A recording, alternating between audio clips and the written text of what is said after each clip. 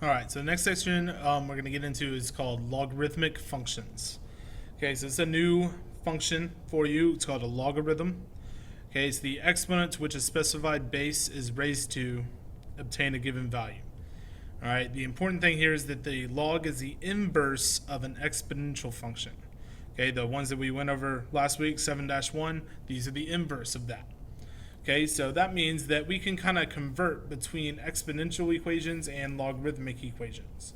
So b to the x equals a is the same thing as log base b of a equals x.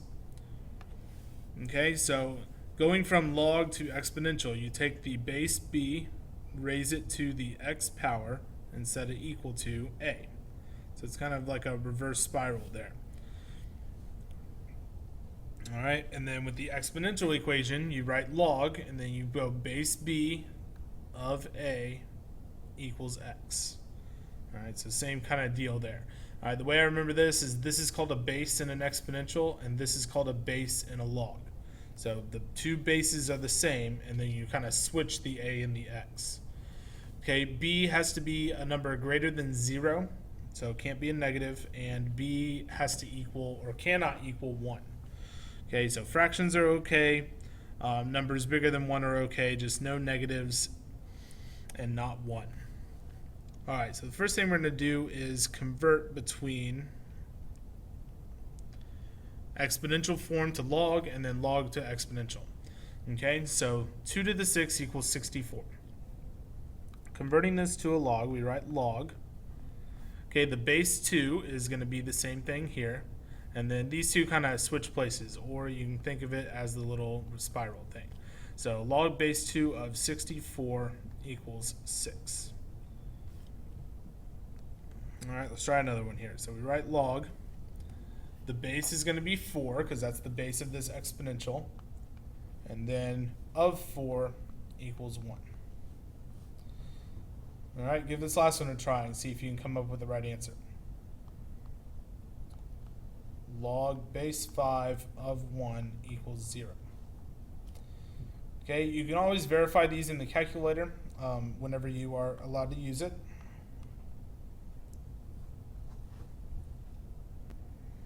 All right, to get a log on the calculator, you need to press Control and then the 10 to the X button. It's next to the 1 over here. All right, so let's try that one with the 4. Log base 4 of 4, and then we had it equal to 1, and turns out that's true. Okay, we can always go backwards as well, so sometimes it's beneficial for us to convert the log into an exponential. So remember, the reverse spiral works the best on this one.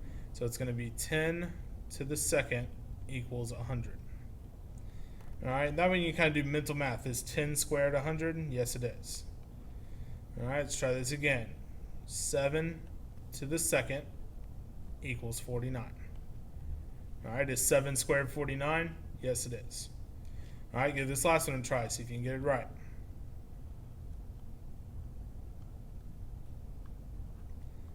Eight to the negative 1 equals 0.125.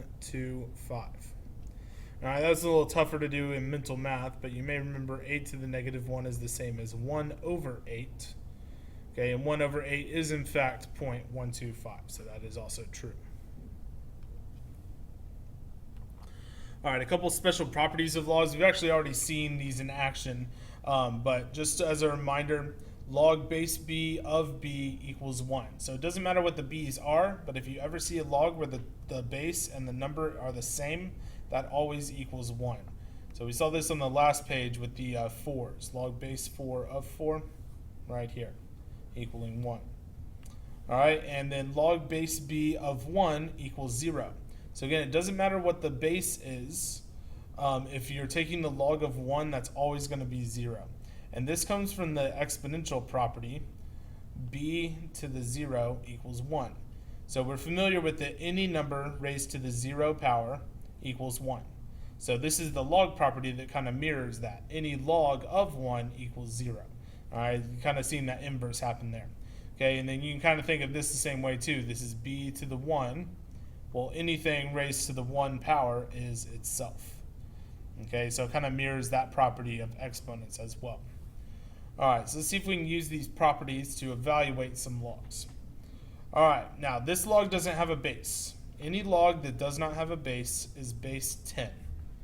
All right, this is known as the common log, and we will discuss this more in depth later. But for now, if you ever see a log without a base, it's a 10. So, and then we don't know what this equals, so we'll call that x. So this is basically 10 to the x equals 1,000. 10 to the x equals 1,000. Well, if you use the solving strategies that we had from last section in 7-2, 10 to the x, we could probably convert this. 10 to the what equals 1,000? 10 to the second is 100, so maybe 10 to the third is 1,000, so x equals 3. So log base 10 of 1,000 should equal 3. Let's double check that in our calculator here. All right, second, 10 to the x, we've got base 10, base 10 of 1,000. And let's delete that. All right, there we go, and it is 3. Okay, so you're trying to figure out what exponent can I raise this base 2 to equal what I'm taking the log of. Okay, so 4 to the x equals 1/4. Okay, so this is one of those fraction ones, but I can move that 4 up to the numerator by making it have an exponent of -1. So this is 4 to the -1. So x equals -1 on that one. All right, see if you can give this one a shot on your own. 25 to the x equals 0.04. So it's a little tougher in the 0.04 form, but you may be able to recognize that that is 1 over 25. So this is now 25 to the x equals 25 to the -1. So just like the last problem, this also equals -1. All right, let's verify that one in our calculator here. Log base 25 of 0.04. All right, and there we go. All right, find the inverse. So I mentioned at the beginning that logs are the inverses of exponentials. Here are a couple exponential functions.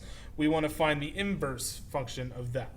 Okay, so we need to find, whenever we find the inverse, remember that switch x and y. This is one of those topics we went over in our big topics of Algebra 2 unit, finding inverses. You switch x and y. So this is x equals 0.5 to the y. All right, and then let's use our conversion that we did on the first page. So 0.5 is the base, going to that, going to that. So this is log base 0.5 of x equals y. And there we go. There's an inverse equation. Y equals log base 1/2 of x.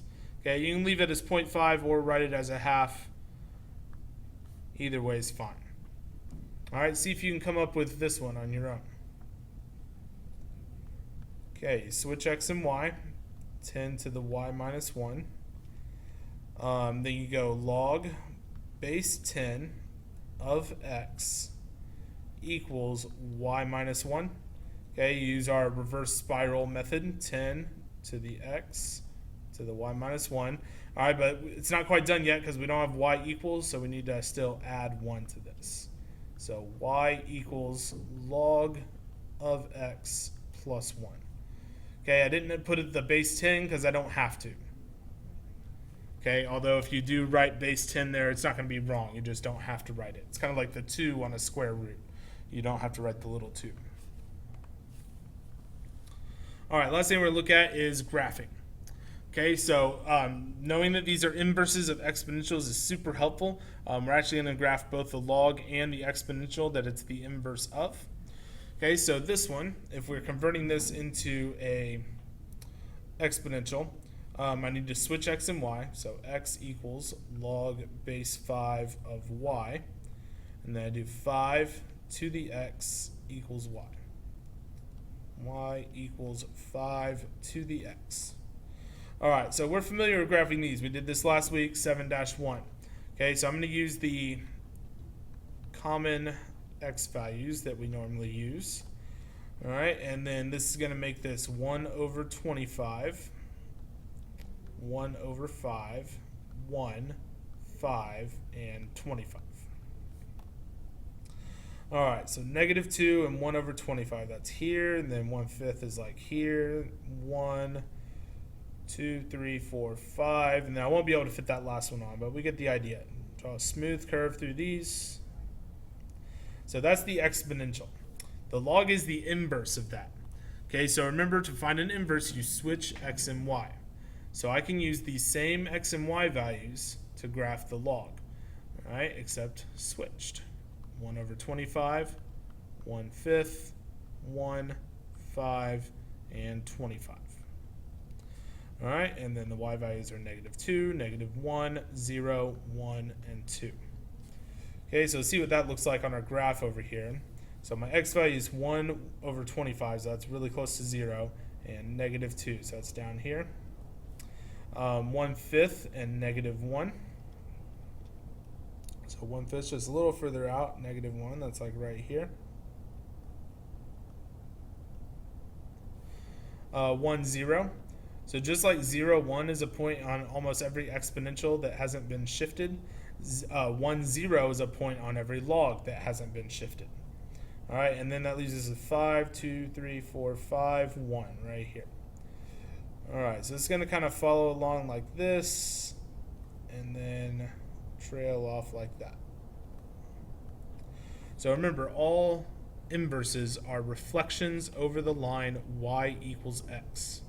So if I draw in that line y equals x, you will be able to see that. All right, so see how all these points reflect right over this line. That's 1, 2, 1, 2 right there. This is a half and a half. This one's a little odd number over here. All right, so you can see how all those points reflect over each other to get our inverse. All right, and this is really the best way to graph logs. Graph the exponential it comes from, and then switch the x and y's. Then if you have to do any transformations from there, you can do that. All right, so let's do one that has some transformations in it. All right, so let's figure out our original problem. So I'm going to start this out. I'm going to pretend this 3 is not here, or the +1. Those are my transformations I'm talking about. So we're going to pretend that the original function is log base 10 of x. So switch the x and y. And then this is going to be y equals 10 to the x. Okay, so that's my parent function. All right, so that's what we're going to find the table of here. -2, -1, 0, 1, 2. All right, so 10 to the, that's going to be 1 over 100, and then 1 over 10, then 1, and then 10, and then 100. All right, so this is y equals 10 to the x. Then to find its inverse, which is log base 10 of x, we switch the x's and y's. So that's 1 over 100 equals -2. 1/10 equals -1. 1 and 0. 10 and 1. 100 and 2. All right, but then we need to graph the actual function they asked us about, okay, which is y equals 3 log base 10 of x plus 1. All right, so now is where you want to remember your transformations, all right, which we've been over recently as well as many times this year. So this 3 in front is going to multiply the y values by 3. Okay, it's a vertical stretch by a factor of 3. And then the 1 is going to add 1 to all the y values. Okay, so our x values are going to stay the same. So we'll just rewrite these down from the last table. And then our y values, that's multiplied by 3 is -6, plus 1 is -5. All right, -3 plus 1 is -2. 0 plus 1 is 1. 3 plus 1 is 4. 6 plus 1 is 7. All right, all we need to do is graph these points, and then we're on our way. All right, so our x value here is 1 over 100, so it's super close to 0. And then we got to go down to -5. 1, 2, 3, 4, 5. So right there. All right, next one is 1/10, so just a little bit further out and at -2, so that's here. 1